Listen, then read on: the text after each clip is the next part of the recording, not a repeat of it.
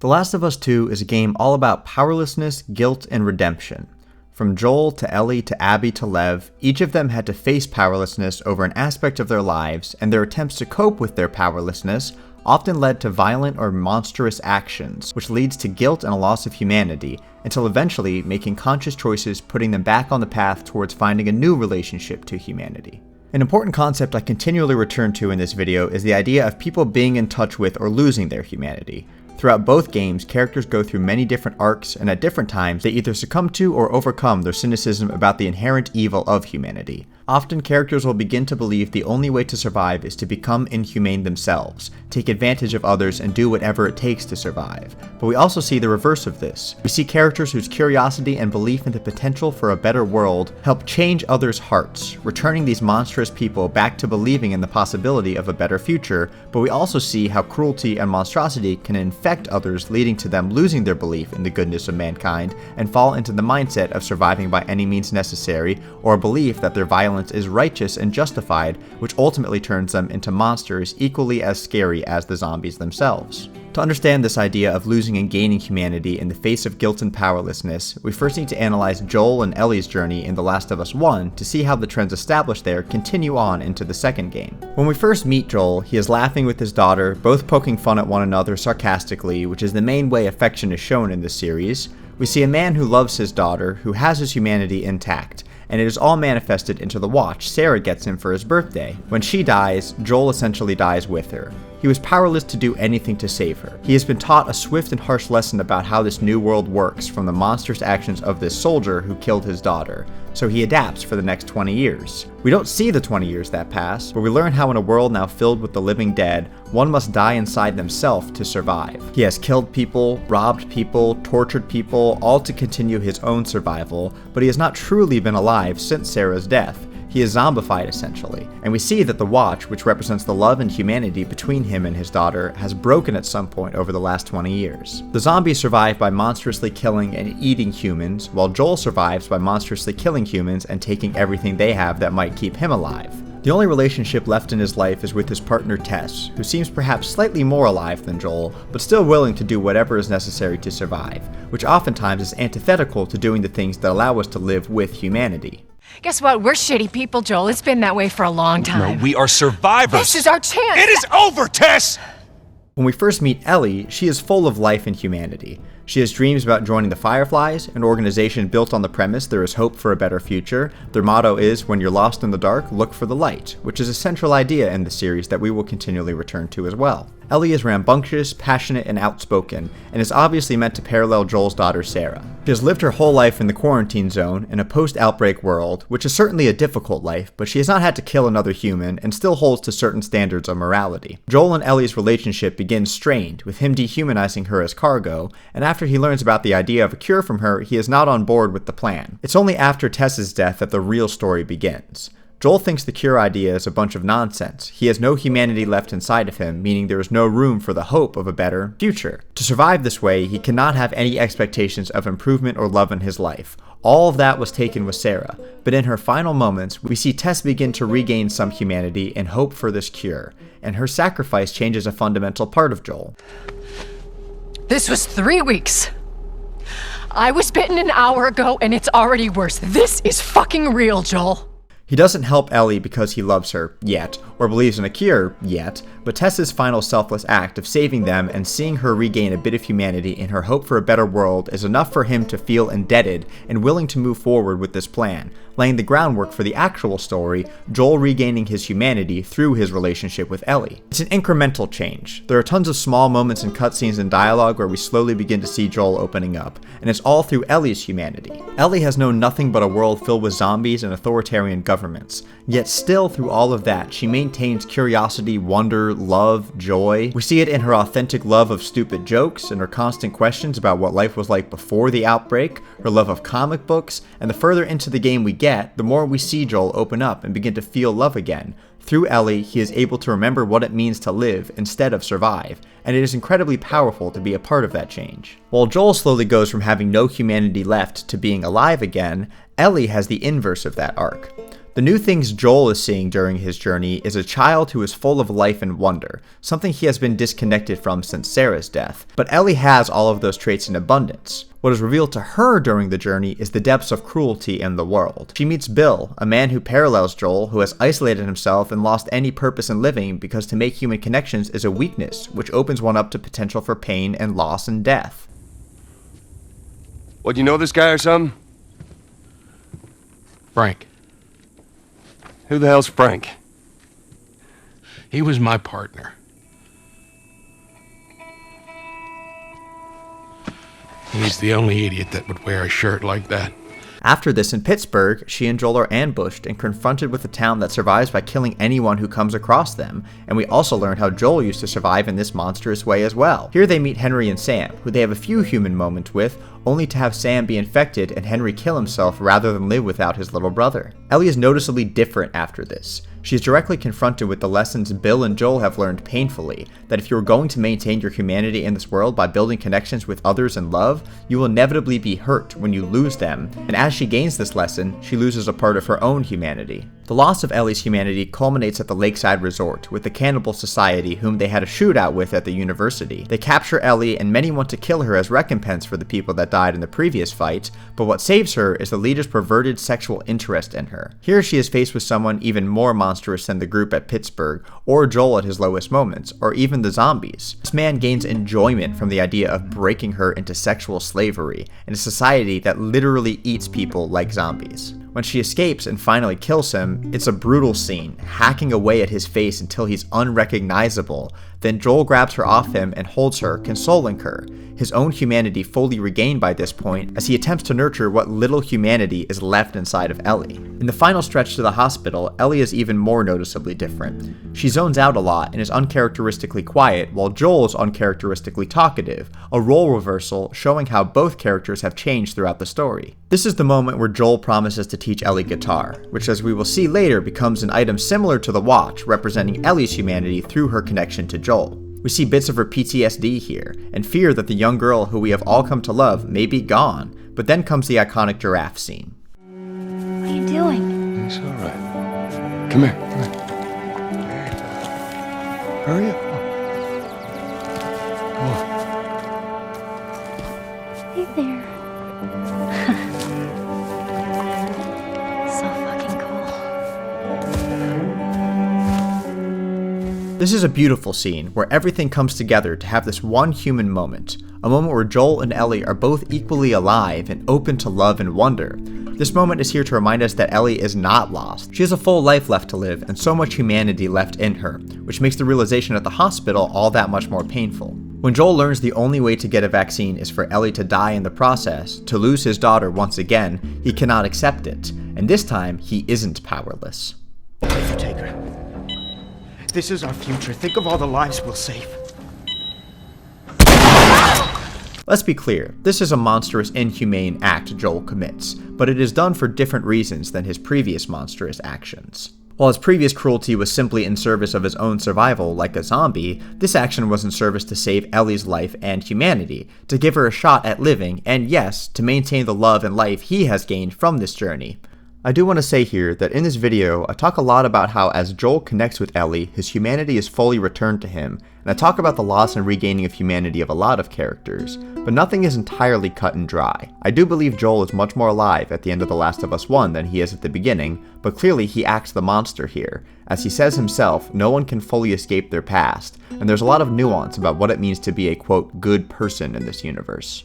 While Joel might be more humane than before, he is still a deeply broken man, and his relationship with Ellie is beautiful but also somewhat horrific, seeing the lengths of violence Joel is willing to go to keep her alive, and the outright manipulation against her he employs to try and maintain positivity between them. I just wanted to clarify here that I do talk about Joel with quite a positive lens moving forward, but I still wouldn't necessarily call him a good person. But it's hard to call anyone in The Last of Us unquestionably good, but he definitely has a lot more questions about his morality than some other characters, so to speak. After they get back to Jackson, there's a palpable tension between the two, and Ellie asks him straight up, Swear to me that everything that you've said about the Fireflies is true. I swear.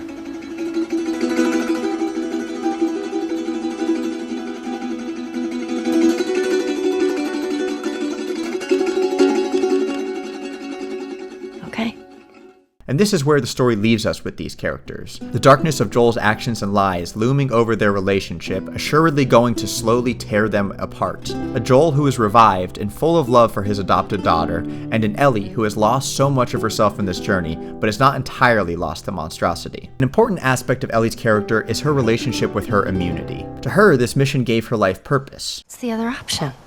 Go back to Tommy's. Just be done with this whole damn thing. After all we've been through. Everything that I've done. It can't be for nothing.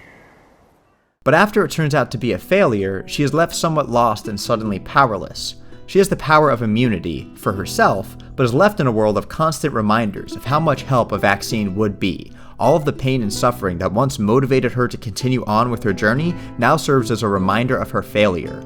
She believes she is somewhat responsible now because of her privileged position, and there is nothing she can do to make it have meaning anymore because Joel stole that from her. Only they were immune, right?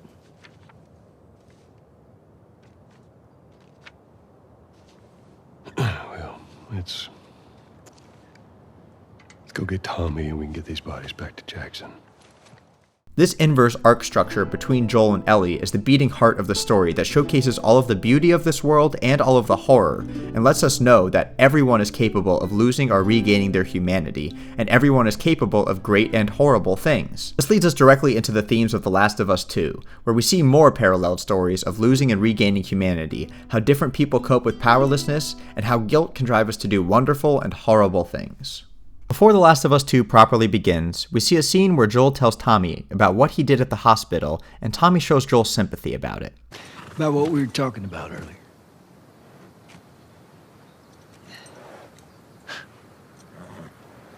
I can't say I'd have done different.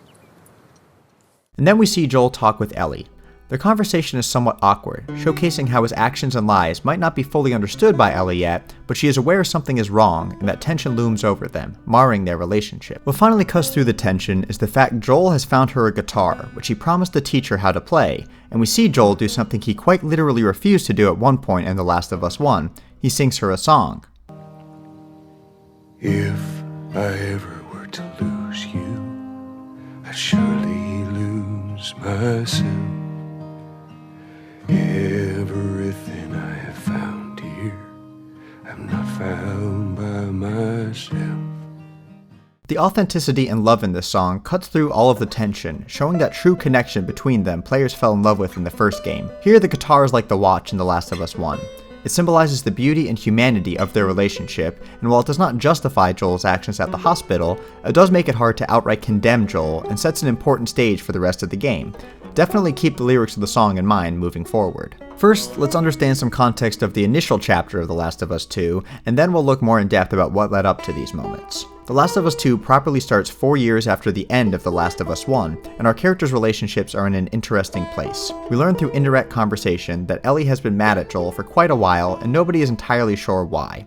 But we also learn that Ellie wants to see a movie with him that night and seems to be taking steps towards forgiving Joel for whatever she is upset with him for. During this day, we also learn about other personal relationships in Ellie's life, like Dina, who has been her friend for years, but the previous night they kissed each other, and from there on they move on as romantic partners, and the relationship goes on to represent Ellie's connection to humanity. And there's also Jesse, who was Dina's longtime romantic partner, but still maintains friendship with both Ellie and Dina even as they start their own romantic relationship. During the same day, we are introduced to new characters, mainly Abby, the secondary protagonist of the game. We know that she and her friends are coming to Jackson in search of an individual they seemingly want to cause harm to, though we are unclear why. Abby is juxtaposed by Owen, who is also part of her group. Where Abby seems to be more ruthless and disconnected from humanity, Owen seems to be more humane in general. Yeah, okay. I'm sure they'll be happy to offer that information up. Well, then we make them. You hear yourself? We also learn that Owen's partner Mel is pregnant, and there is tension between him and Abby about how this could jeopardize their mission, yes, but there also seems to be a more personal gripe between them as well. As we come to learn, Abby is a parallel of Ellie, while Owen is a parallel of Dina. Dina and Ellie go out on patrol together, where we get a sense of what their relationship is like. Ellie has always communicated her love through wit and sarcasm, and Dina is equally as stubborn and sarcastic, and that works as the foundation of the relationship, while still leaving room for more earnest moments as well. Also during this time, Abby is searching for a way to the town on her own when she gets pinned down and nearly bit by a zombie, only to be saved by Joel and Tommy. They eventually all make it back to Abby's camp, where Joel is rewarded by having half of his leg shot off and Tommy knocked out. Ellie, Jesse, and Dina all split up looking for Joel and Tommy, but it's Ellie who ends up finding them, and she is pinned to the ground while she watches Abby brutally beat Joel to death with a golf club. Please stop! Please don't shoot! Joel, please get up! No!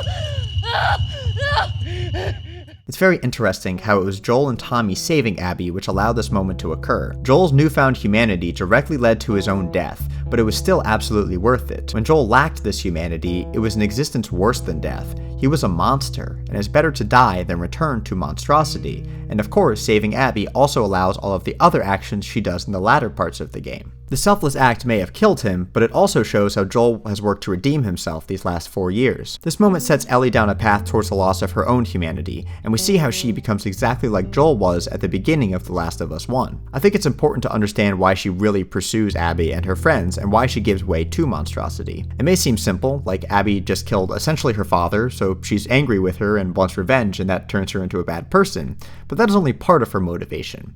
Her main motivation for pursuing them is the guilt she feels about how her relationship with Joel played out over the last 4 years, and having the chance to fix that relationship was stolen from her at the very last minute. The game is very clever to not explain this aspect of the plot all at once. It's revealed through flashbacks that get more to the point as Ellie is further lost to monstrosity. For the purposes of analysis, I think going in a more chronological order will help us understand Ellie's Seattle sections a bit better.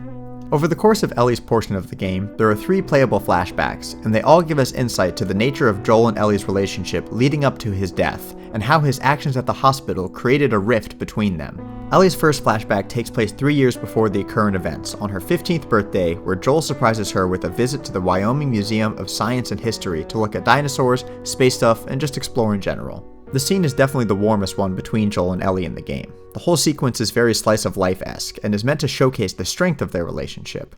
There are wholesome moments, laughs, and just generally harkens back to their best moments in The Last of Us 1, and has one of the most iconic scenes with a simulated space takeoff. I do okay. Are you fucking kidding me? You're welcome, kiddo.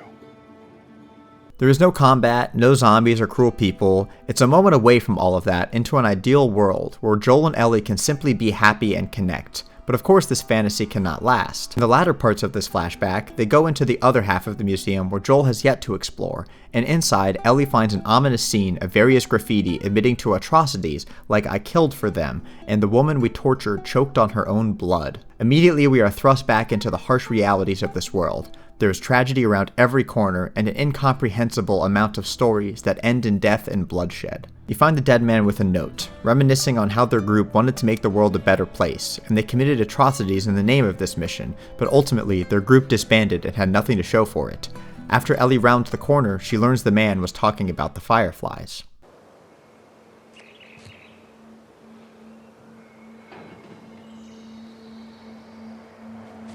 Well, let's get a move on. I want to get a fire going before it gets too dark.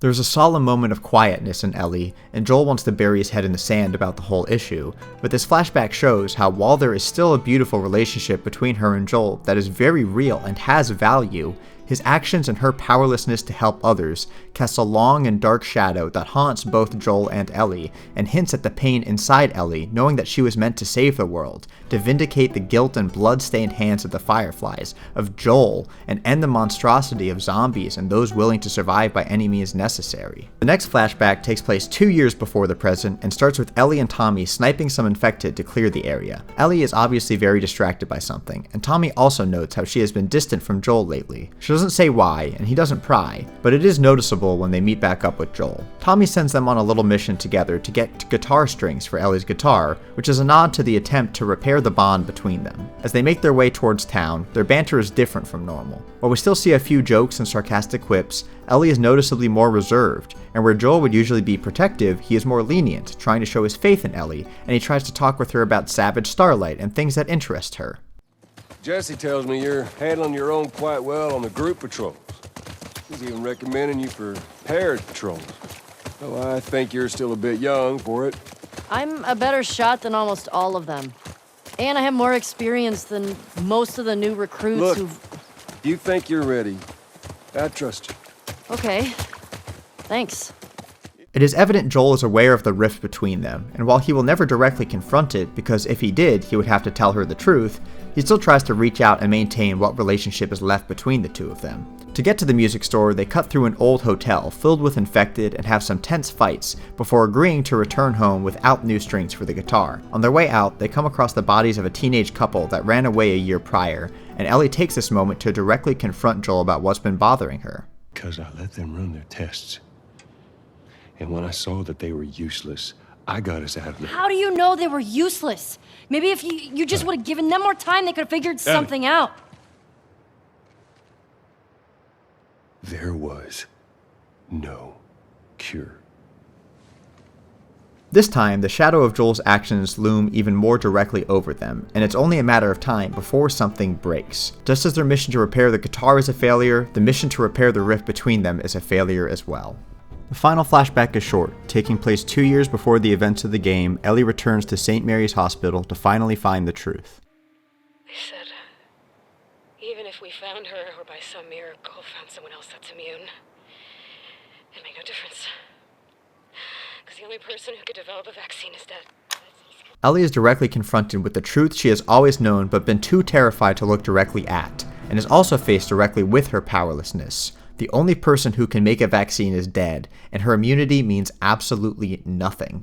After this, she cuts off her relationship with Joel, hating him and wanting nothing to do with him. Don't you fucking touch me!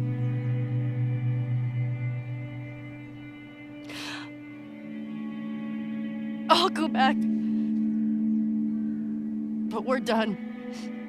This fills in the last bit of context for understanding where Ellie and Joel's relationship is at during the events of the game. She knows that he is only alive for her, to protect her, to love her, and to appreciate their relationship, but she holds a justifiable anger at him for robbing her of her purpose and agency. But when we see her the day he dies, she is ready to take the first step towards forgiving him. She has no control over what he did or how her immunity seemingly lacks purpose now, but what she does have power over is her relationship with Joel. She has the ability to at least try and forgive him, possibly giving vindication for his actions through the beauty of their relationship. And right when she is ready to embrace that intimacy and vulnerability, Abby robs her of the chance. Joel died with the understanding Ellie held contempt and rage for him, and that fact kills her. And that's what drives her to kill Abby by any means necessary. She was robbed of her agency again, and she feels so much guilt for not living the last few years with Joel like it was the museum every day. The only agency she has left now is how she deals with this loss, and how to cope with this immense anger at herself and at Abby. If she is able to get vengeance on Joel's killers, then maybe that could compensate for all the pain and loss that was present in her relationship with Joel in those final years. What's terrifying is throughout the process, she becomes more and more like Joel at the beginning of The Last of Us 1. She loses all of the meaning and lessons she learned from her relationship with Joel and becomes completely consumed in monstrosity in an attempt to stop seeing his battered, bloody face every time she closes her eyes and forget how she told him to fuck off in the last year of their relationship. Now that we understand why Ellie truly begins this journey, we can look at how these themes play out. After Joel's death, Tommy sneaks out to chase down the killers and tries to keep Ellie at home, but Maria allows Ellie and Dina to go after Tommy and help him see it all through. Abby and her friends are part of an organization called the Washington Liberation Front, the Wolves, which guides them to go towards Seattle, and I will discuss the Wolves a little further in depth later. Day 1 of Seattle gives us a moment to sit with Ellie and Dina, and it showcases the pain Ellie is in, but also the joy and love between Ellie and Dina. The first area in Seattle is an open zone where you explore without running into any human enemies. The full focus is on Dina and Ellie, establishing their relationship with moments like the iconic Take On Me scene, and showcases the fact that while Joel may be gone, Ellie has a lot of humanity left in her and has so much to lose. As the game progresses, there are less and less moments like these, as Ellie's focus continues narrowing away from the life she has now towards the guilt over the life she denied Joel and herself. After getting through the gate, they come across the Saravina Hotel to find a horrific bloody scene where one of the people who killed Joel was tortured along with another member of the WLF, and Ellie immediately recognizes it was Tommy who did it because of the interrogation technique. Joel told me about this. You ask this guy a question, but you don't make him say it, you make him write it down. And then you ask this guy, and if the facts match, you're telling the truth.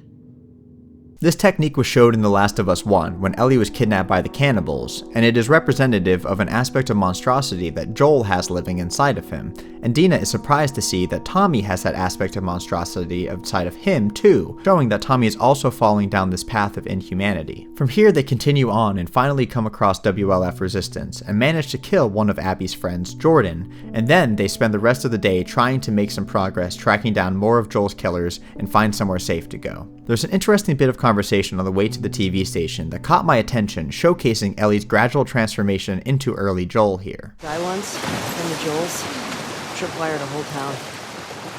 How'd people get around? It was just him. Wait, he lived alone in an entire town? He had trust issues. That's sad. Kept him alive.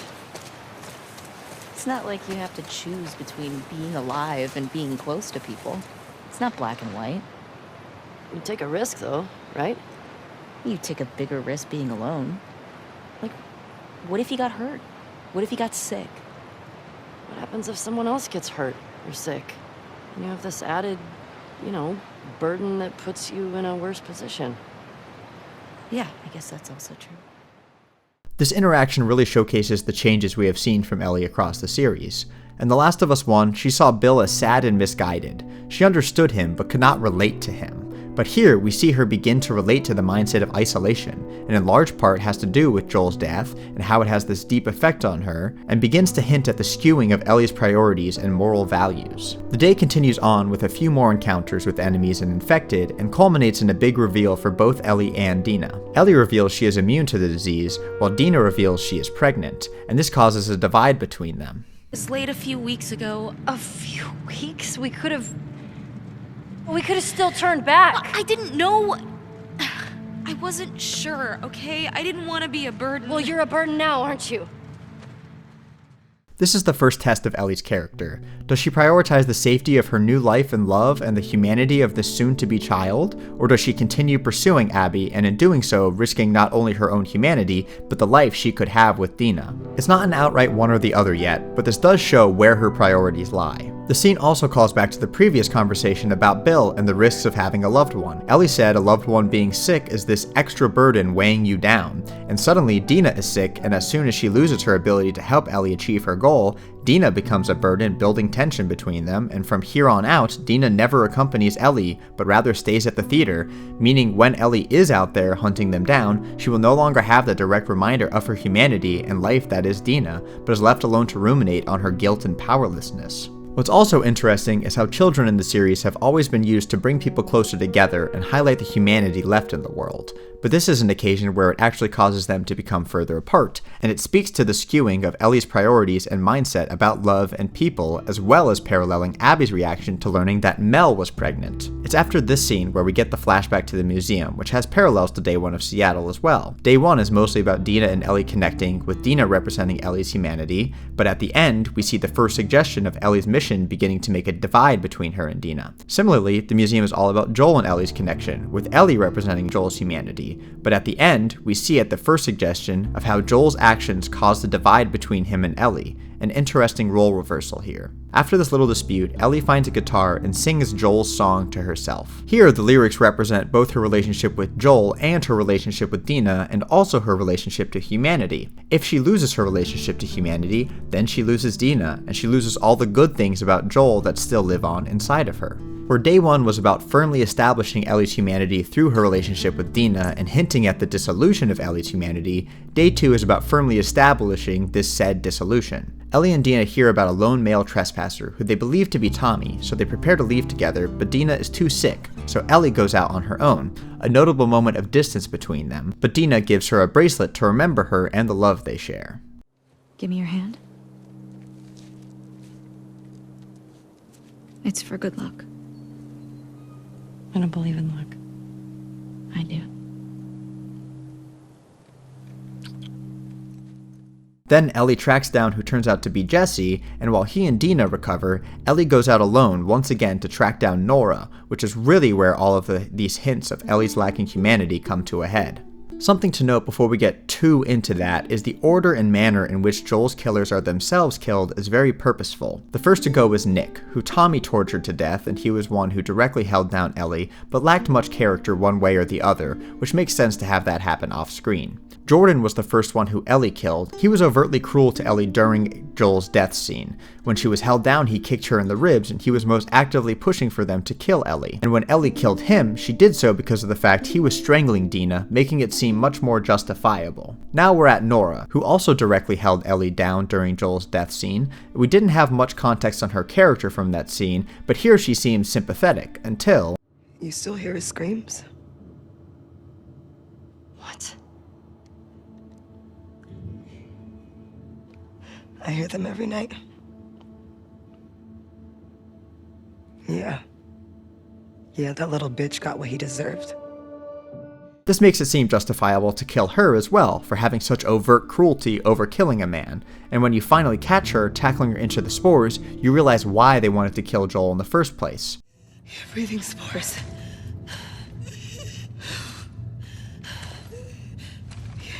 You're her.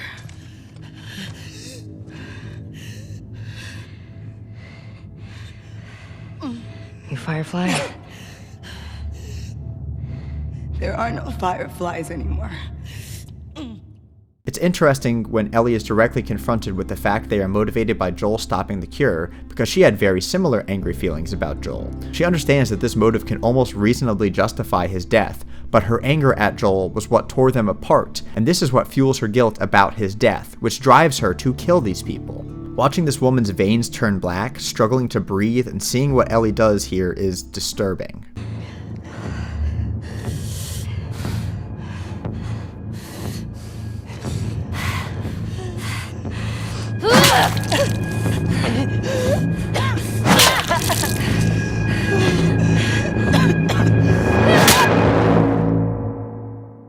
Afterwards, it cuts to Ellie's hand, wearing the bracelet representing her connection to Dina and humanity, now stained by Nora's blood. Ellie is visibly shaken by her actions. On the way to the TV station to track down Leah on day 1, Dina asks Ellie what she'll do if Leah won't tell them Abby's location, and she says, "I'll make her." And it's kind of hard to believe in that moment with Dina there. Dina couldn't imagine Tommy torturing a guy, let alone Ellie, and if Dina were with her there confronting Nora, I don't think Ellie could bring herself to do it. But on her own, far away from the reminders of her humanity and her friends and relationships, her reasons for continuing to live instead of merely survive, she does torture that woman. And this is the moment of no return. I made her talk.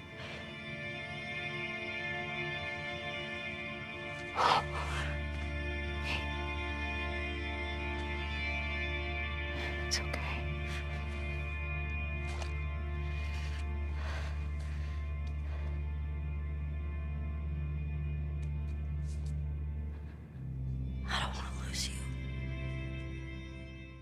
Ellie says, "I don't want to lose you," partially referring to how she doesn't want Dina to die in the fighting, but what she is really saying is she does not want to lose herself to monstrosity, because if she did, she would lose Dina. She would lose what's left of her humanity. Then it cuts to the St. Mary's flashback, the moment she truly lost her relationship with Joel, revealing this is the moment that fuels her guilt, and it recontextualizes all of Ellie's actions, from simple anger and vengeance to guilt at herself and her own actions. When she wakes up the next day, Dina is sick to the point her life is in danger, just as Ellie's humanity is on the edge of death. Dina needs to go home, but Jesse and Ellie opt to stay, claiming they need to save Tommy, but there comes a moment where Ellie's motives are tested. She can either go to the dock where Tommy is in a shootout with the WLF, or she can go to the aquarium to kill Abby, and she makes her choice, a choice that costs her almost all the rest of her humanity.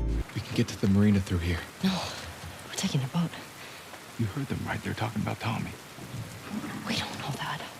Who else is it gonna be? If it is him, he'll be gone by the time we get there. Abby is where he'll be headed, so if we just What if he's in trouble? He can take care of himself. Jesus Christ. The best way to help Tommy is to go after Abby. You do this, I'm not saving your ass again.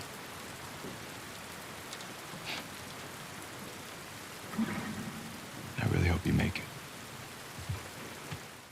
Jesse is taken aback by the mental gymnastics Ellie goes through to justify her decision to pursue Abby, but when she gets to the aquarium, it's not Abby she finds, but Owen and Mel. Here we see Ellie use the interrogation method Tommy and Joel used, an action that is representative of inhumanity, and she uses it against the one man who stood up for her, the man who is the reason she is alive right now, who even in this scene tries to resolve this conflict peacefully, but instead Ellie falls to the lowest we see her in the whole series. Tell me where Abby is. Where the fuck is she?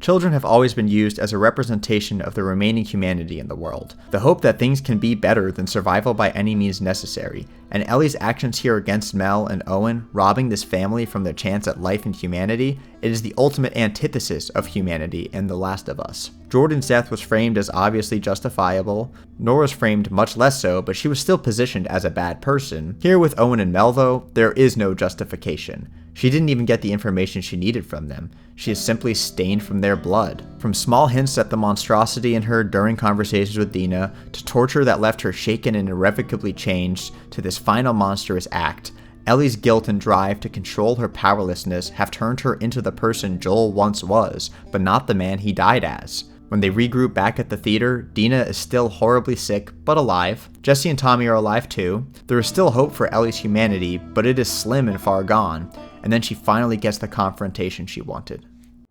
You killed my friends. We let you both live. And you wasted it.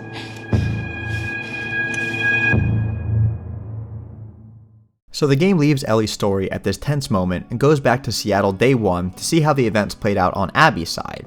But just like Ellie, we get 3 flashbacks throughout her section that give context to understanding her motives and how the game's themes relate to her story. And I think like Ellie's section, understanding these flashbacks first will help us understand the Seattle sections better. The first flashback takes place 4 years prior, which makes Abby around the same age as Ellie in The Last of Us 2. She is out with her dad and they save a zebra together and share a special moment. Everybody's looking for you. We gotta... Hey, wait! Dad! What's going on? Come on!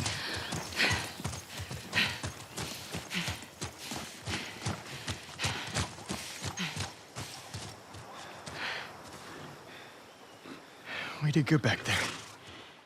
Owen is also here and is established as being Abby's current boyfriend. She and her dad and Owen all seem very happy and in touch with their humanity.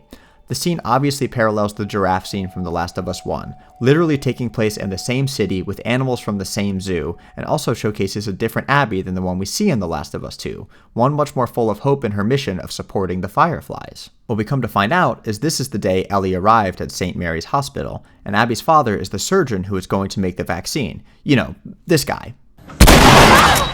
This was a nice twist. For all the other Salt Lake crew, which is what they call the people who killed Joel, it was about getting recompense for Joel, stealing the possibility of a vaccine, and that is a solid established motivation in and of itself. But for Abby, it's even more about having her father robbed from her, a man clearly shown to be altruistic and a connection to humanity for her, and an obvious parallel to Joel. There's also a special conversation between Abby's dad and Marlene, the woman who looked after Ellie originally and entrusted her to Joel's care. I'm aware of the situation. And you're okay with killing her? No, I'm okay with developing a vaccine that'll help save millions of lives. How many Fireflies have died for less? That was their choice. Are you asking me? Or are you telling me this is how it's gonna be? I am begging you to buy in. And what if this was Abby? Look, everything that we've been fighting for, all the sacrifices, all of the horrific, all of that is justified with this one act. If this was your daughter, what would you do?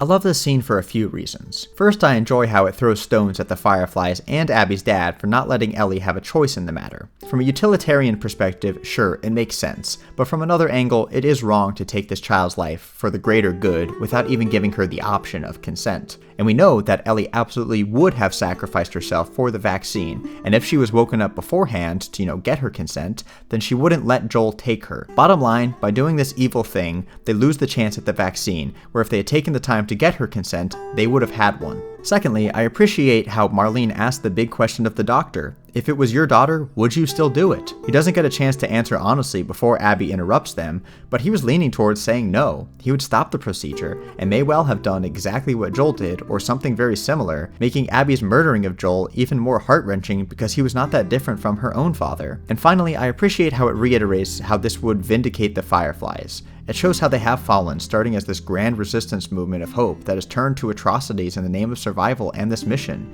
It's a repeating theme that we will definitely see again in this video. I also appreciate this part as well. If it was me, I'd want you to do the surgery.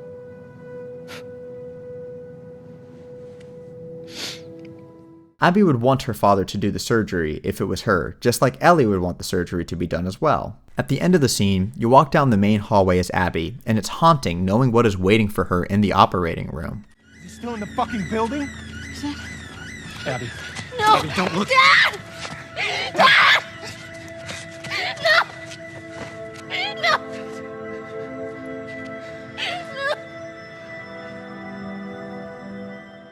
Then it cuts directly from Abby's sobs for her father to Ellie's sobs for Joel.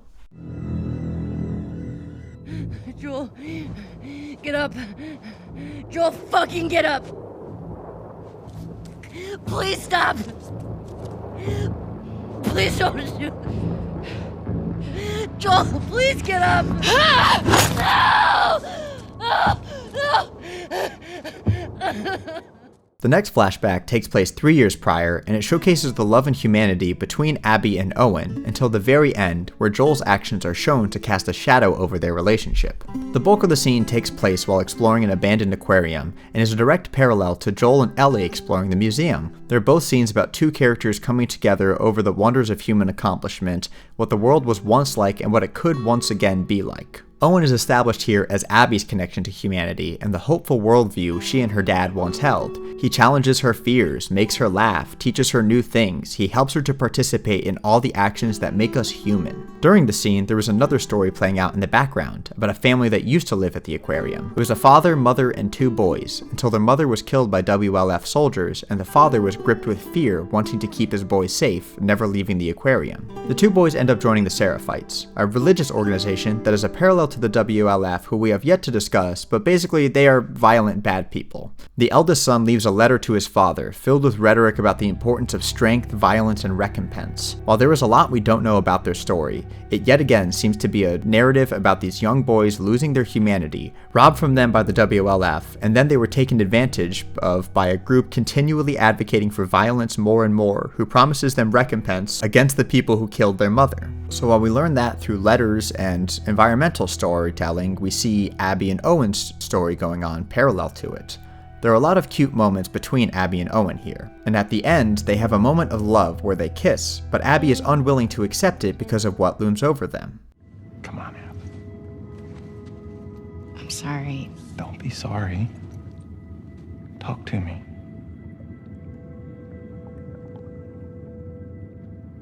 I know all the leads have dried up, but Joel's still out there, you know? I know. This is another direct parallel to the museum flashback, where Joel's actions leave a shadow over his relationship with Ellie. Those same actions and Abby's reaction to those actions loom over her and Owen. At the end, Owen decides to stay a little longer in the aquarium, a space representing their humanity, while Abby goes back to the WLF for training to prepare for the day she will confront Joel. The final flashback takes place 4 months prior while she is gathering her team to go track down Joel. It once again takes place at the aquarium, but this time it's all slightly awkward. Owen is now with Mel, and this space is no longer about Abby and Owen's connection. While that is still obviously present, Abby sacrificed it in the name of her mission against Joel.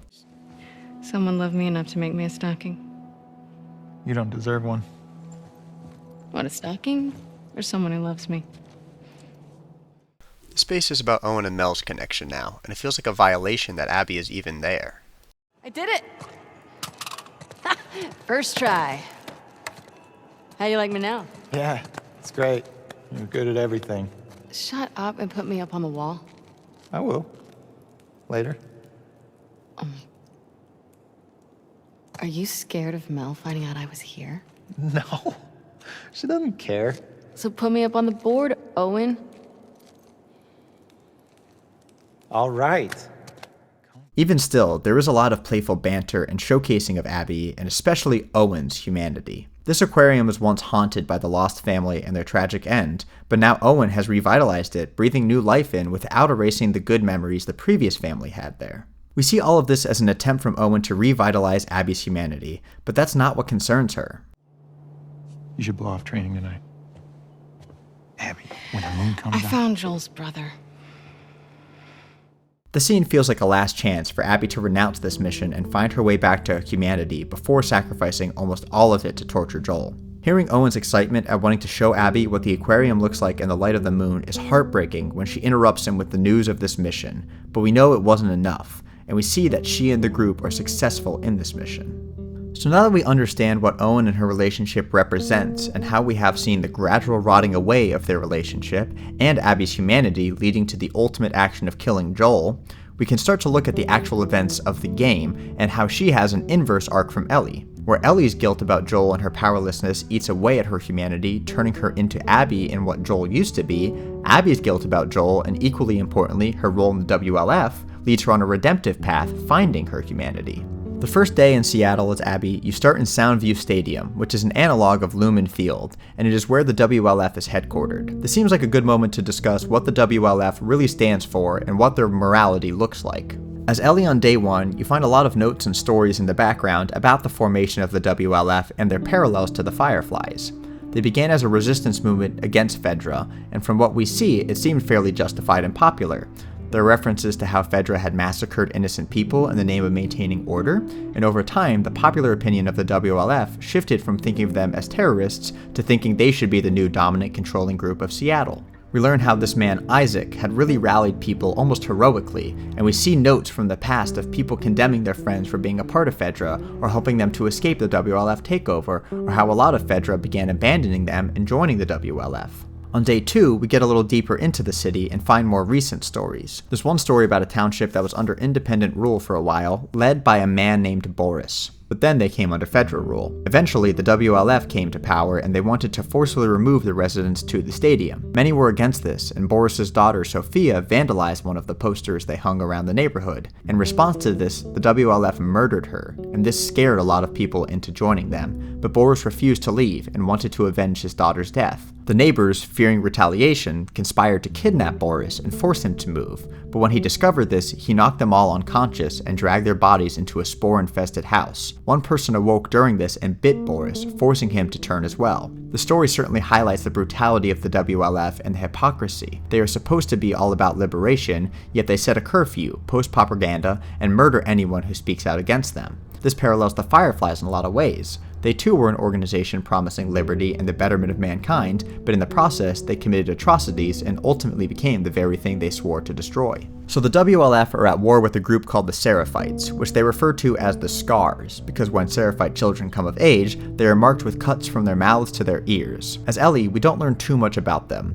We see at the TV station they are willing to go to extreme violence to communicate their message, and they have some sort of prophet lady they seem to worship and base their society around her messages. As Abby, we learn that the Seraphites believe that the zombies are a curse from God for the pre-infection sinful ways we lived, and anyone who holds onto those ways or just generally sees the world differently from them is a sinner, and their ultimate goal is to purge the world of sinners, and once this is done, God will get rid of all the zombies and the infection. So yeah, these are bad people too. They are a hyper-traditionalist religious cult who are pushing for a genocide. The way they are framed makes the player feel sympathetic towards the WLF for being at war with them. So this is where we pick up as Abby. The first bit of day one involves Abby walking around the stadium getting ready to do a routine mission with Manny and Mel, and it's meant to give us a moment to sit with the WLF and humanize them. You see people here that you kill while playing as Ellie. Most notably, you can play with a dog named Bear, who I remember fucking stabbing the shit out of as Ellie while the WLF soldiers screamed out in grief for the dog. It's meant to make you realize the weight of Ellie's actions, and while one short scene may not be wholly effective at humanizing all of these people, I appreciate that the attempt is here and how it does add to the themes of the game. At first, the game does frame Ellie's actions as righteous, but I think it very quickly becomes apparent during day 2 that Ellie is not a hero and her actions are not morally good. It's not asking the question, is it wrong that she killed these people?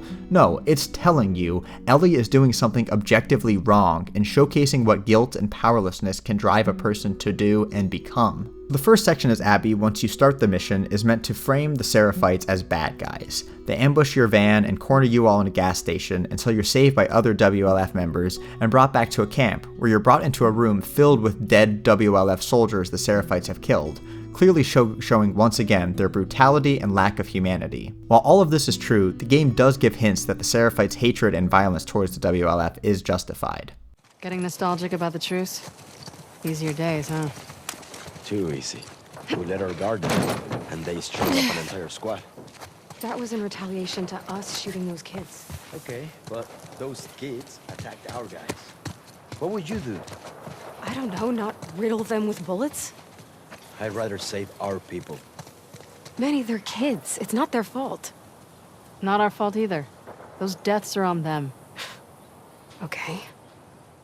This comes further into the spotlight when we actually meet Isaac, the leader of the WLF. We walk into a room where we see Scars chained to posts, blood pouring down their faces, clearly being tortured to get information, and then we see Isaac. Don't let him fall asleep. Yes, sir. Let's go up. All of the moral high ground the WLF had established quickly vanishes in the face of this barbarity, and then we hear Isaac's plan. We could try another truce. But how long before some asshole on their side, or our side, unravels the whole thing? No. It has to be all of them. Sir, we try attacking their island. Not like this. Not with everyone. There's a big storm a few days out. We're gonna use it to mask our approach. You two are gonna lead the first wave. Now it is the WLF proposing genocide, and Abby and Manny are going to lead the charge. While this doesn't vindicate what the Seraphites have done or their belief system, it does showcase that the WLF really aren't all that different from them. This also gives us further insight into Abby's loss of humanity. Her mind has been on one goal for years, to kill Joel, and to do so she found a new group with resources that could prepare her to be strong enough, and they trained her to be an unfeeling killing machine, so much so that she is one of the top soldiers in the group capable enough to have her own squad leading a genocide. Here we also see the inciting incident of Abby's conflict in the game. We learn that Owen apparently shot another WLF soldier to protect a Scar, specifically Danny, another member of the Salt Lake crew. Abby believes this to be false, and she is faced with a choice. She can stay with Isaac to lead the charge against the Seraphites, supporting the community and man who armed and helped her ultimately achieve her goal of killing Joel, or she can disobey him and search out Owen, her last real remaining connection to humanity, which is the choice she makes. After this decision is when it cuts to the aquarium flashback to establish the importance of their relationship and why it means more than her mission to kill the Scars. On her way to the aquarium, where she knows Owen is hiding, she comes across a lot of notes and images the Seraphites have left there, and her reactions are meant to firmly establish her belief in the lack of humanity amongst Seraphites. Yeah, no. You can rot here. Yeah, guide you right off a cliff. These freaks are in our backyard. If you want your family safe, maybe don't join a death cult. She has bought into this ideology, and if Owen were not missing, would happily have led the genocide, and she would believe herself righteous to do so. It's around this time we get introduced to the final major players of the game, Yara and Lev. Abby is kidnapped by the Seraphites and about to be hung, when Yara is captured as well, interrupting Abby's execution. They break Yara's arm, but Lev ends up killing one of them, creating a moment to break free by working together. And when the fighting is over, Yara tells Lev to cut Abby down, saving Abby's life, just as Abby intervening saved Yara's life. For Abby, it was an obvious choice to help Yara. It's either accept death or help these kids so they might help her. But for Yara, it's a conscious and risky choice to help Abby. Abby is a wolf. Even though Lev and Yara are apostates and Abby can clearly see they no longer stand with the Seraphites, or rather the Seraphites don't stand with them, Yara still doesn't know how Abby might react knowing that they were very recently Seraphites and still uphold the Prophet in many of her beliefs. Abby doesn't see the Seraphites as human, and if they were adults, she very well may have killed them on the spot, but it is the innocence and humanity of children once again that cut through monstrosity,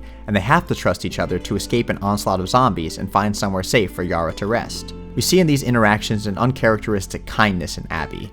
She helps them get to safety, she risks her own life helping them escape an infected room, and has to trust they will find a way to help her escape as well.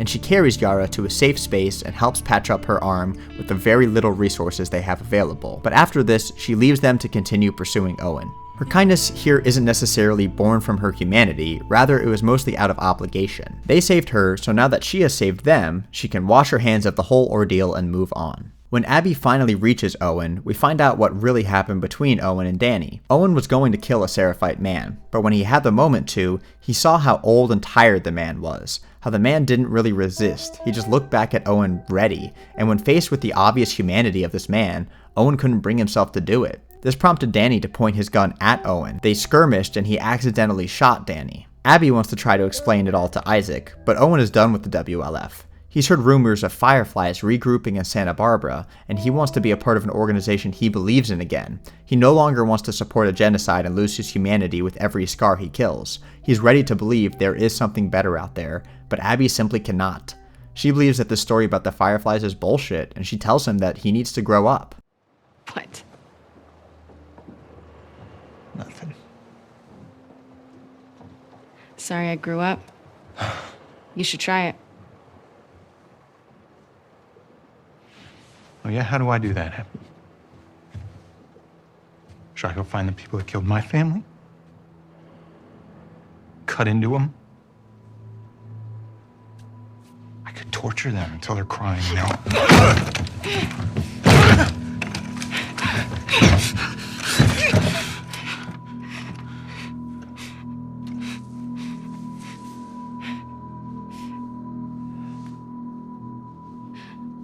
Abby.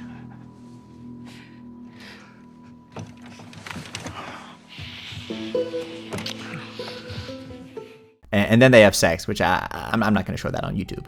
I find the choice of phrasing "grew up" interesting here, because it's a theme that has permeated the whole series. The idea that to survive in this world long enough to grow old, one must become monstrous. Morality and hope is the realm of children, and here Abby is using the idea of being childish as belittling. But this game exists to tell us that hope is in the realm of children, yes, but it's a good thing, because it's a sign of their humanity, and it's something that even as adults we can reconnect to, and reconnecting to it is not a childish idea. Children don't know the vast extent of horrors in the world, or are able to conceptualize the vulnerability from having loving relationships. But when you are older and have lost people and know the risks, it becomes heroic to still be able to embrace love and hope the way an innocent child does. Yes, all of the people had to grow into some level of monstrosity and violence, but it's not all there is to being an adult. They also need to help guide the next generation, and if all they show them is violence and monstrosity, that's all there will be. But Joel showed Ellie beauty in the guitar and human connection, and Abby's dad showed her beauty with the zebra and held on to an ideology of hope.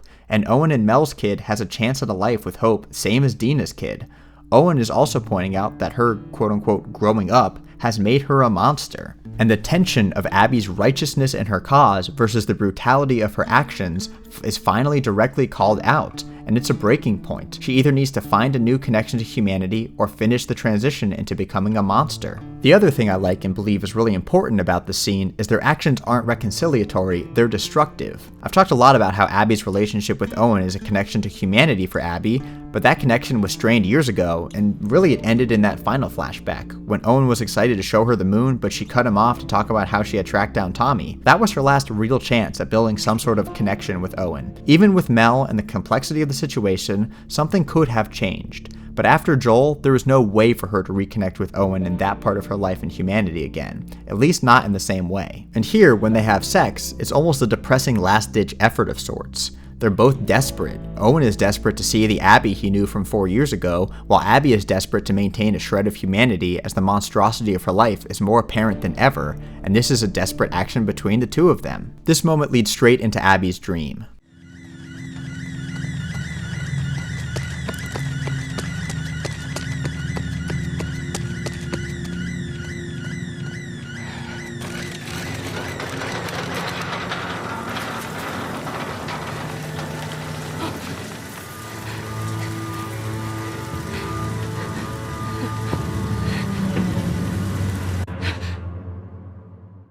Coming back to the scene, I really love it, and it communicates a lot. The day she actually walked down that hallway to find her father dead was the day her humanity really began to slip away from her. Here, she is dreaming that she is once again a young woman with her humanity intact, but what ends up robbing her humanity from her in this dream is the idea that she didn't do everything she can to help those two kids. This really cements to me that her relationship with Owen and that part of her life is absolutely gone, along with most all of her humanity, and she recognizes this and needs some new connection to the world to keep her in touch with humanity, and it has to be Lev and Yara. Abby does feel guilty about Joel, yes, but she also feels guilty about her part in buying into and constructing a culture where Lev and Yara would not be considered human. They would just be scars who should die. If she actually did lead the WLF assault, she would have killed kids just like Lev and Yara and felt no remorse. But with the guilt over Joel, seeing how Owen, her last connection to the best part of herself, is able to humanize the scars and maintain hope, whilst knowing that she has ruined any chance of reconnecting with him on a truly deep level again, it leaves her feeling powerless in the face of guilt and monstrosity that have become her life. While she is powerless over the past, what she does have agency over is the fate of those two kids she left behind, and here we see a rebirth of Abby.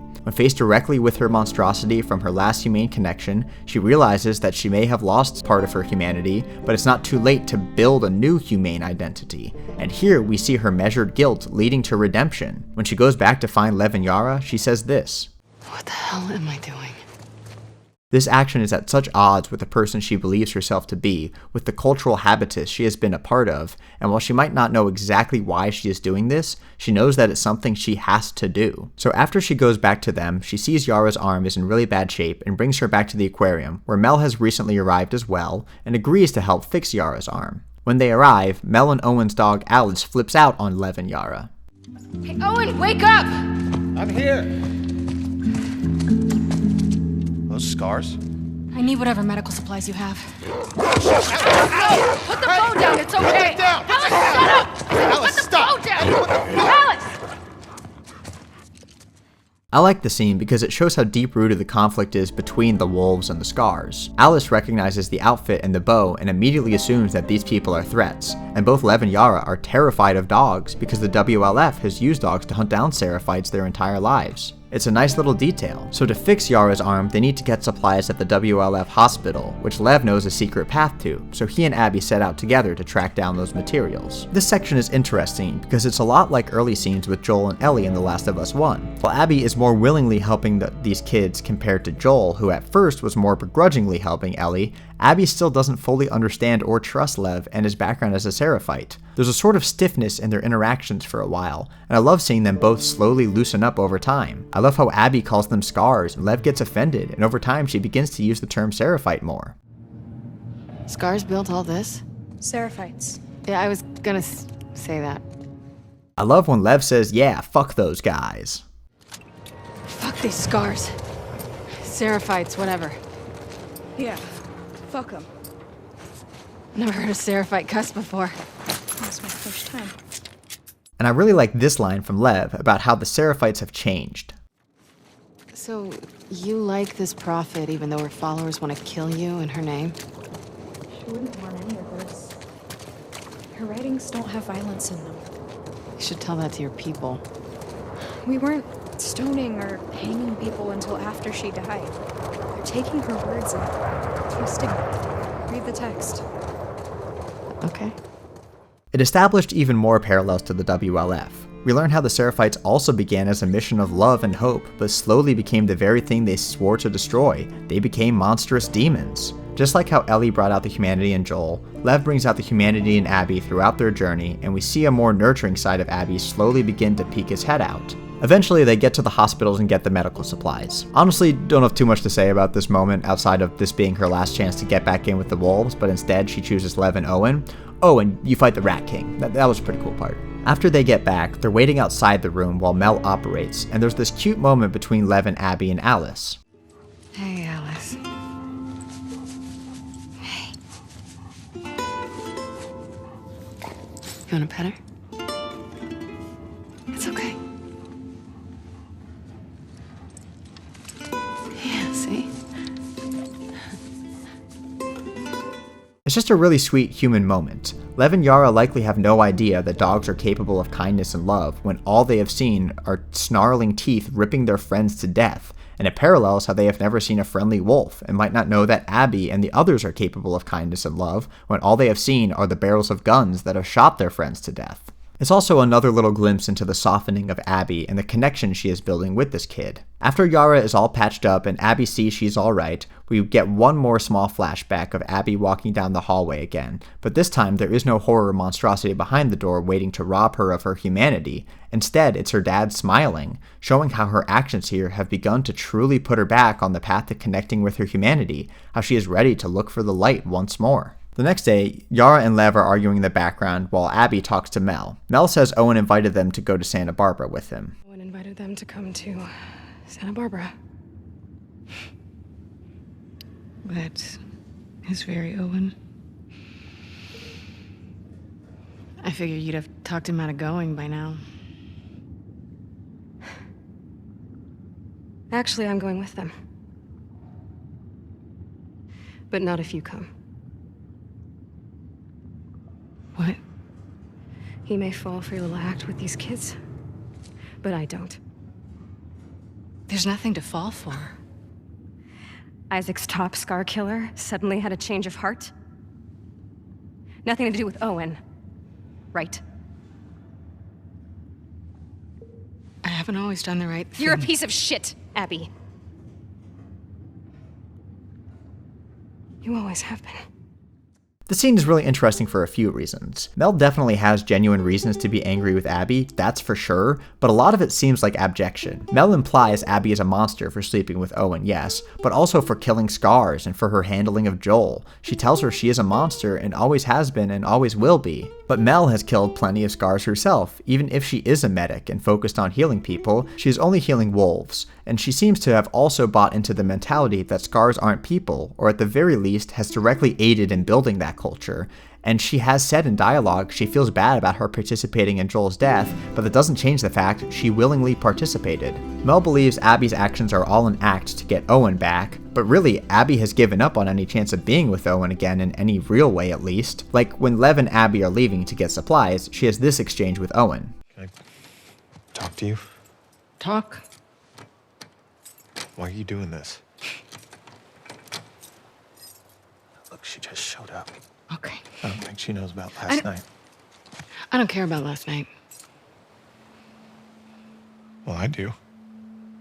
None of this is really about Owen anymore, or at least not about her having a relationship with Owen. He is not her connection to humanity. Now it's about these two kids and her own sense of self. Even still, Mel does have a point. Abby's sins are not all washed away with this one act. There are aspects of her past she will never be able to escape, and this is something that Abby learns to accept. Following this, there's a scene with Owen, and Abby lays it out for him. It's too late. So, coming to Santa Barbara, right? I can't. Why? You know why. We can figure this out. It's too late. Owen still holds on to this hope that Abby can be the woman she was when they first knew each other, the connection with her father and that part of her humanity, but like I said earlier, that died a long time ago, and they have to accept that. Abby has a shot at humanity, but it's not with Owen, and she has grown enough through this experience to accept that. Owen needs to grow and accept that his humanity in life is not back in the past either, it's in his future with Mel and their kid. This is finally concluded when Lev takes the boat back to the island, and Owen wants to go with Abby and Yara to find him. Owen? They're heading to the fucking island. Exactly. I'm not gonna let her go by herself. Actually, you are. I can help. Yeah, by staying here and fixing the fucking sailboat. Get your priorities straight. Yara, let's go. Abby's right. He needs to get his fucking priorities straight, and both of them need to stop living a lie that they can be the people they once were, because holding on to those ideas is exactly what turned Abby into a monster and Owen into her accomplice. What matters now is the idea that Abby can save these kids and let them go with Owen and Mel to start a new life. If she can add that humanity into the world, it will allow her to go off on her own and start a new life. So like I mentioned in this previous scene, Lev has run off to the island, and that's all because while all these scenes with Owen, Abby, and Mel are going on, Lev and Yara have their own story going on in the background. And to understand it, we should finally talk about why Lev and Yara are apostates. So when Abby first met them, after Lev cut her down, she asked him why he was an enemy of the Seraphites, and he said it was because he shaved his head. Never seen Scars going after Scars before. Seraphites. What the hell did you do? I shaved my head. Fine, don't tell me. Abby and the player are both dismissive of this idea. Like, who cares? All the Seraphite men have their heads shaved, so he must be keeping his cards close to his chest. What we come to find out is he really was banished for shaving his head because Lev is actually assigned female at birth and is a transgender man, which Seraphite culture is unaccepting of. He shaved his head to assert his masculinity through his gender expression related to his culture's ideas of masculinity. For a long time, I didn't understand why he was questioning the laws, the traditions. When he explained to me how he felt inside, I told him he had to keep it to himself. I was hoping he'd snap out of it. He seemed fine for a while. But then he shaved his head. Like one of the men. We also learned that right before he shaved his head, he was assigned a role to be a wife to one of the elders of the community to fulfill his role as a woman in their culture. Now, not all women in the culture are married off to elders, but unlike soldiers who can be men or women, this role is exclusively a feminine role, and it's meant to discourage Lev's exploration of his gender. This is another story about powerlessness.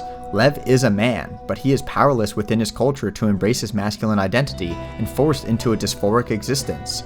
Lev refuses this and embraces what little autonomy he has to change his expression to be masculine, even in the face of consequences. What I find particularly interesting about Lev, though, is his willingness to hold on to aspects of Seraphite culture even after that culture condemns and rejects him. This could very easily have been a story where he rejects a bad culture and embraces his individual identity, but instead they tackle a story of dual identity. How do you be transgender and a Seraphite when they seem to be mutually opposing identities? It speaks to the deep humanity and emotions of this young man. He never succumbs to anger and still is able to hold on to the beautiful aspects of his cultural nomos. The other important part of his story is his relationship to their mother. His mother is deeply invested in the Seraphite culture, including the transphobic aspects, but he still loves her for the support she has given him and Yara and the home they had together. He has this childlike innocence where he believes his mother's love for him can outweigh her beliefs. If he can just talk to her, show her the obvious truth that he is her child still, even as a son, and he loves her and knows that she has love for them both, if he can just make her see that, then of course she'll forgive him and protect him. What mother wouldn't? But Yara knows the truth. She knows that their mother's connection to the Seraphites is her whole reason for being, and that her mom might kill him if she ever saw him again, because just as the WLF dehumanized the Seraphites have dehumanized queer individuals. Lev still loves his mom, so much so that his guilt comes from the idea of abandoning her. The argument Lev and Yara were having when Mel was reaming out Abby was about how Lev wanted to go back to save their mother, and he steals their boat to do exactly that. It's an interesting moment because you know for a fact it's not going to work. You also know for a fact the WLF is going to be invading at the same time he is trying to get back to his mother. It's this beautiful moment showcasing the innocence of Lev and his kind heart, and a horrifying moment knowing that his innocence and belief in the goodness of people, the very thing that Abby and so many others in this world desperately need, might cause his death. And if Lev can't make it, how could Abby ever believe in the possibility of reconnecting with her own humanity? So this leads us to the scene of Abby telling Owen to get his priorities straight. Abby and Yara head out to steal a boat to get to the island, while Owen and Mel hang out at the aquarium to fix the boat while they'll be, quote-unquote safe.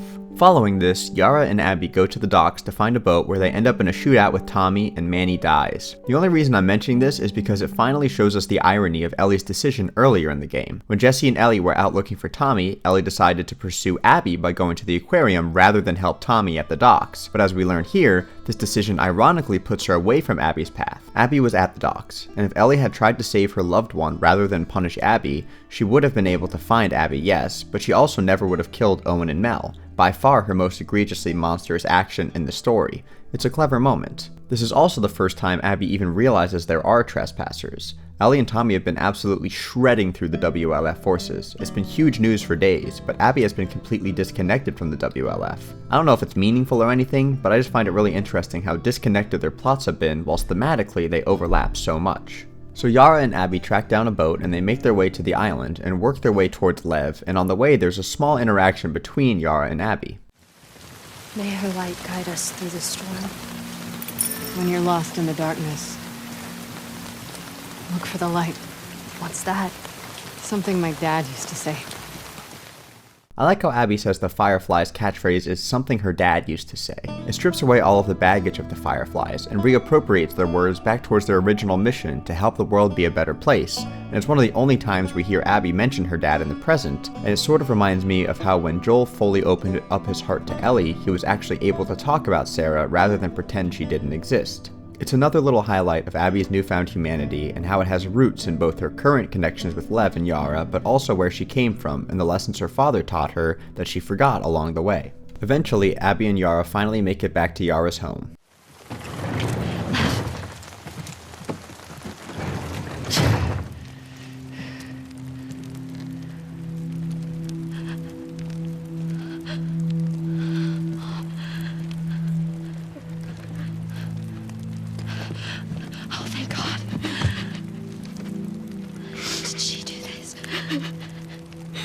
I just tried talking to her.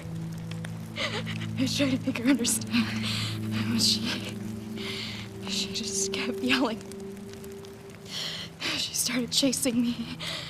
I tried to make her stop. I was just pushing her off of me. She hit the table. Listen, you were defending yourself. Here we once again see the beginning of a news cycle. Lev killed his mom, accidentally, but he did still kill her, and we see his loss of innocence moment. The humanity in him that believed she could love him if she just understood him is in jeopardy here, and it gets put further in jeopardy in the next scene. This way. Got one! Yara!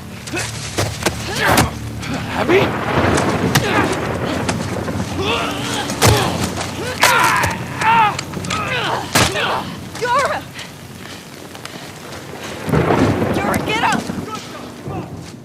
Lev's actions led to the death of his sister and his mother, and with their loss he has to do some of that quote growing up Abby talked about earlier. We don't get much time to dwell on Yara and their mother's death. They're in the middle of a siege and all, so, they need to escape, but I wish the game gave us more conversation about it and how it affected Lev. It's obviously meant to parallel young Ellie's loss of innocence over the course of The Last of Us 1, but we don't see much of a loss of humanity in Lev because we don't get much time to discuss it. But I still think it's a powerful moment, and it does rear its head in the epilogue a little bit. After they escape, they go back to the aquarium to be greeted with a horrific scene. Now we get the first real test of how far Abby has come. She feels guilty about how she handled Joel and how she wrote off the Seraphites as not human, and now she is faced with great loss once again. Her and Owen's relationship was essentially over by this point, but it was over in an accepting sort of way.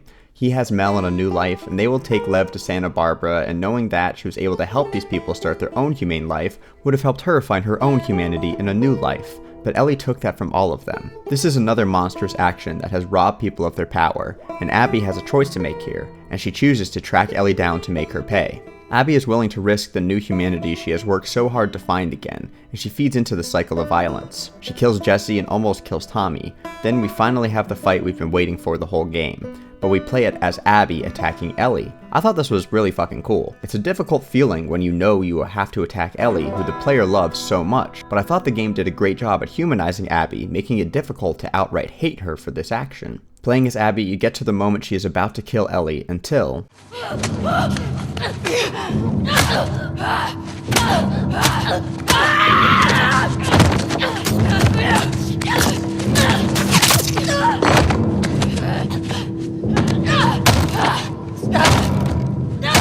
Stop! She had nothing to do with this. She's pregnant. Good. Abby!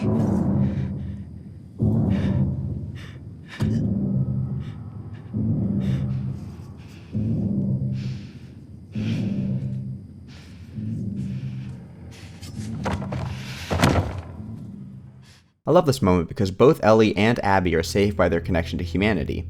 Dina comes in and literally saves Ellie, and when Abby is about to kill Dina and become a monster once again, just as Ellie has, Lev saves Abby by looking at her in horror. This look directly confronts her with what she is doing. She is sacrificing her humanity again, and she isn't willing to lose Lev or her newfound humanity. If I ever were to lose you, I'd surely lose myself. It works for Joel and Ellie and Dina just as well as it does for Abby and her father and Abby and Lev, and with this act of mercy, she gets to keep Lev and all the love he brings into her life. This leaves us with the exact opposite of where The Last of Us 2 began. Instead of Joel taking Ellie somewhere safe to somewhat rectify his past atrocities while Abby tracks him down, Abby is taking Lev somewhere safe to somewhat rectify her past atrocities, and the epilogue shows us how Ellie steps into the role of pursuer and it costs her everything. When we come back to Ellie and Dina, they are living the life they agreed they wanted to in day one of Seattle. They have a farm just outside of Jackson, they have a baby together. It's a beautiful scene watching them once again laugh together in a house full of love, but the past still looms heavily in Ellie's mind.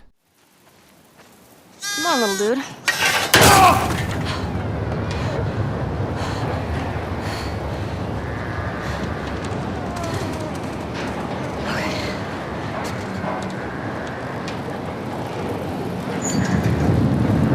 Come on, little guy. Do you want to eat?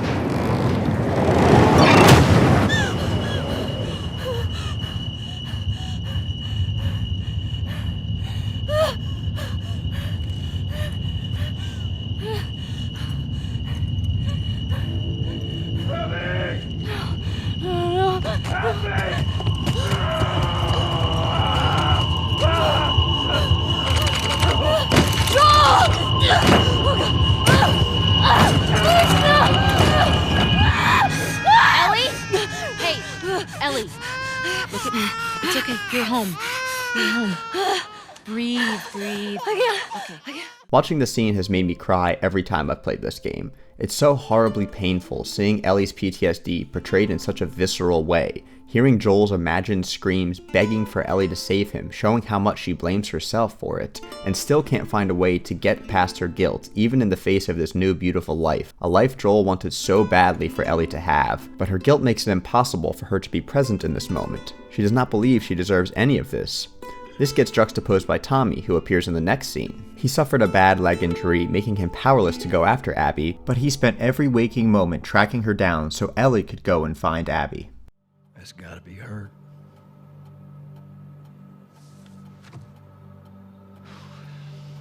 We're done with that, Sarah.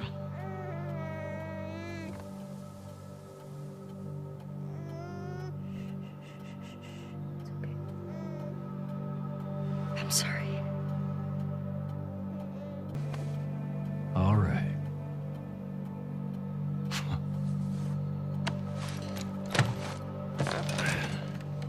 Reckon it's easy. Forget about her.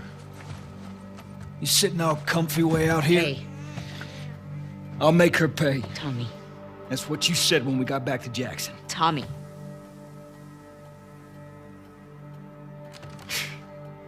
What a joke.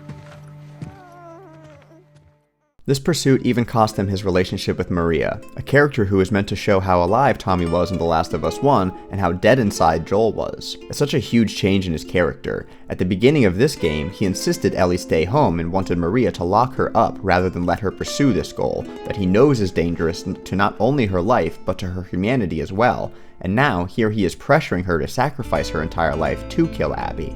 Ultimately, Ellie does decide to track Abby down. Before she leaves, she picks up her guitar to play one more time, and it shows a flashback to the night before the game started. We see her and Dina share a beautiful moment together, showcasing the beginning of her new potential for life and humanity, but it gets cut off by Seth calling them a slur and Joel sticking up for them, and this is how she reacts. Hey! Enough. Come on, you. Let's go for a walk. What about them? You worry about yourself. Let's get you some fresh air. You all right, kiddo? What is wrong with you? He had no right. And you do? I don't need your fucking help, Joel.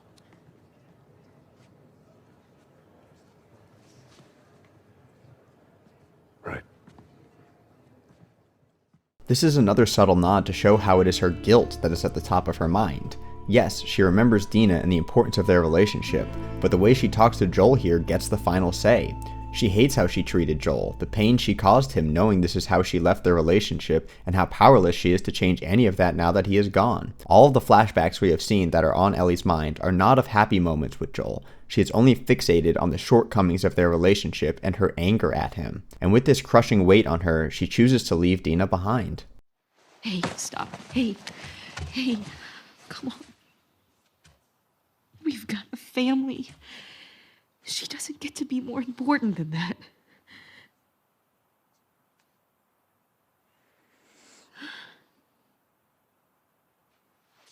No. I'm not gonna do this again.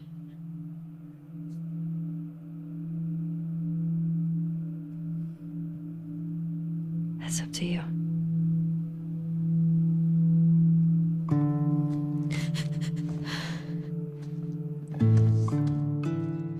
This is Ellie losing Dina, losing herself to this monstrosity that is inside of her, and it is absolutely tragic. Abby's epilogue is quite different. She and Lev have made their way to Santa Barbara and have heard about an address where the Fireflies are supposed to be based out of. I love the establishing shot here. It starts by showing shoes, the same type of shoes Ellie wore in The Last of Us 1, and then it pans up to show it's actually Lev wearing them. The scene once again is reminiscent of Ellie and Joel in The Last of Us 1 at their best, when there was nothing looming over them, just love and jokes and wonder at the possibilities of a new, better world. I also like how we see Lev being more cynical whilst Abby is able to believe the Fireflies are here. I can't believe you traded a pistol for this. It's a lead. No way that guy saw fireflies over here. Stop. I feel good about this. Well, I don't. Come on. I said earlier we didn't get much time to see how Yara and his mother's death affected Lev, but here we see how he has hardened a bit with cynicism in the face of learning about so much loss and cruelty, but he certainly has not been completely lost to it yet. Lev's cynicism is curbed when they find a radio in the outpost and finally contact the new Fireflies. Please answer.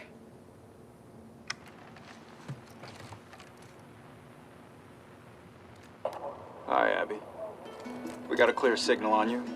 Where in Santa Barbara are you calling from? 2425 Constance. We got a tip about a base, but there's no one here. We're looking for fireflies. I'm a firefly. And then they are immediately greeted once again by monstrosity.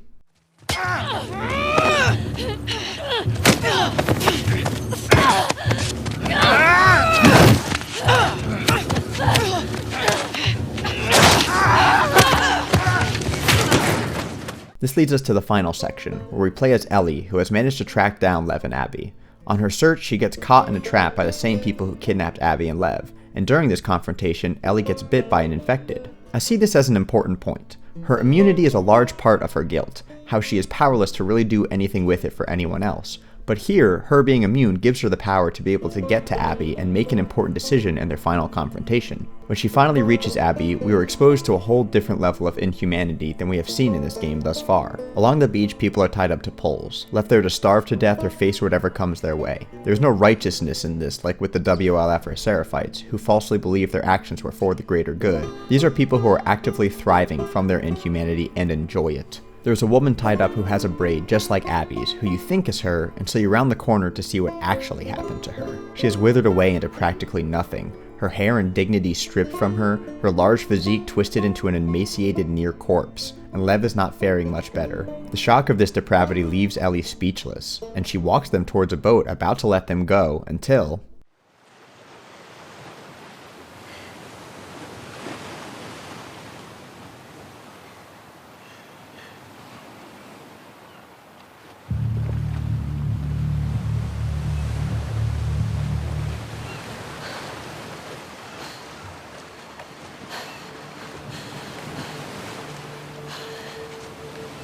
can't let you leave. Abby refuses. She is done with the violence and horror and depravity. Lev is still alive, and there is still a chance at a better life, until Ellie forces her. This fight is raw and disturbing. Both Ellie and Abby are battered and bruised, barely holding on to life, surrounded by ultimate inhumanity. When Ellie is about to win, Abby bites her fingers off, but it's not enough. Ellie is going to kill her.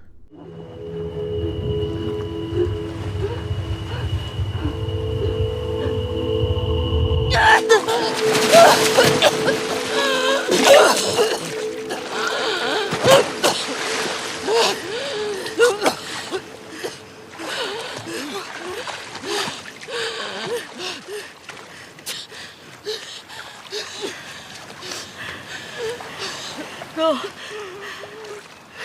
Just take him.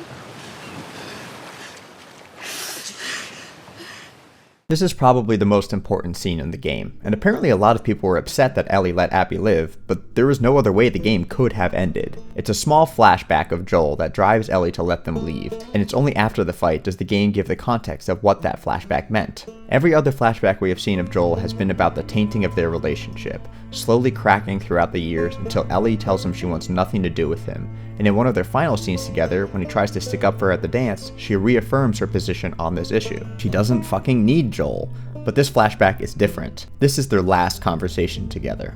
It starts by them having awkward small talk about their lives, leading into a conversation about how Joel needs to give Ellie more space, to a real conversation about Dina, and to a final conversation about what Joel did in that hospital.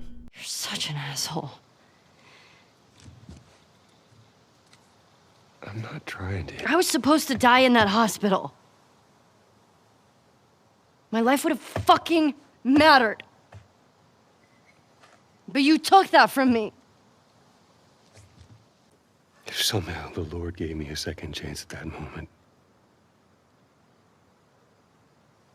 I would do it all over again.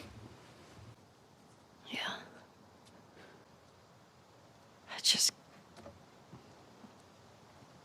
I don't think I can ever forgive you for that.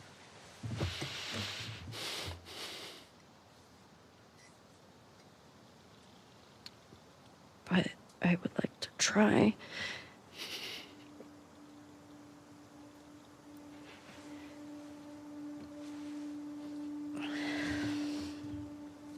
I'd like that.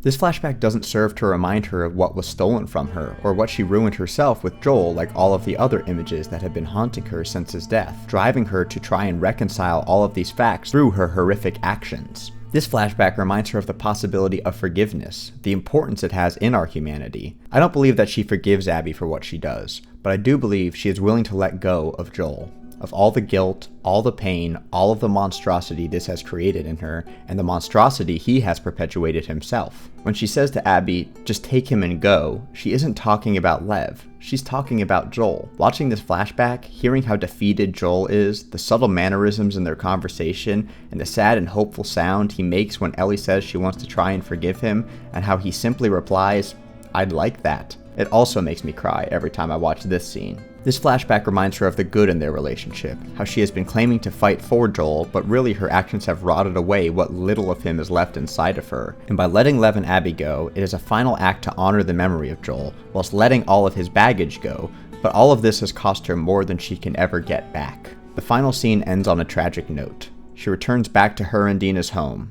It is a gloomy day, everything inside has been stripped bare, Dina and their child nowhere to be found. The only place left untouched is Ellie's room, where she picks up the guitar one last time to try and play Joel's song. But she can't. The 2 fingers Abby bit off during their final confrontation are needed to play the guitar.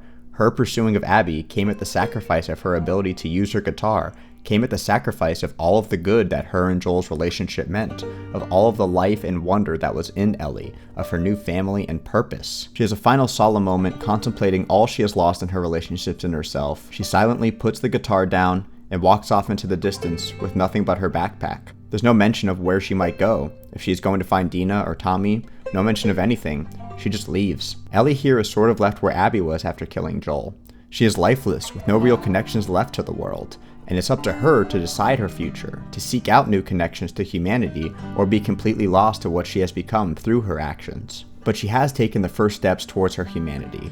Just as Abby helping Owen and Mel and the kids set her up to go on and start her own life, Ellie saving Lev and Abby, which was enabled through the power her immunity gave her, granted them a new chance at life and humanity with the Fireflies, which wouldn't have happened if Lev didn't convince Abby not to kill Ellie, and Ellie wouldn't have been there to save them if Owen hadn't convinced them all not to kill Ellie at the beginning of the game. This is a series about parallels and foils to showcase the monstrosity and humanity in all of us. Abby parallels Joel at the beginning of The Last of Us 1, who Ellie begins to parallel after Abby's actions, but Abby's actions lead her on a path that parallels Joel by the end of The Last of Us 1, while Ellie begins to parallel both Joel and Abby at their worst, while Lev parallels Ellie at her most innocent in The Last of Us 1, while Owen parallels Dina, while the WLF and Seraphites parallel the Fireflies at their worst, and Joel in The Last of Us 2 parallels Tommy in The Last of Us 1, while The Last of Us 2 Tommy parallels The Last of Us 1 Joel. And every single one of these characters, at their worst moments, parallel the infected zombies, surviving off of the death of humanity. There's so much intention in the construction of every one of these characters. Actions and lines that invite the player to connect these characters together for themselves to learn about the nature of humanity. Just as one monstrous action can beget another, so too can one humane action. In this series, which is a mountain of bloodshed and monstrosity, where everyone is lost, they can create their own light, but they have to search it out in the midst of darkness. How is it that you're never scared? Who says that I'm not? What are you scared of? Let's see. Scorpions are pretty creepy. Being by myself. I'm scared of ending up alone.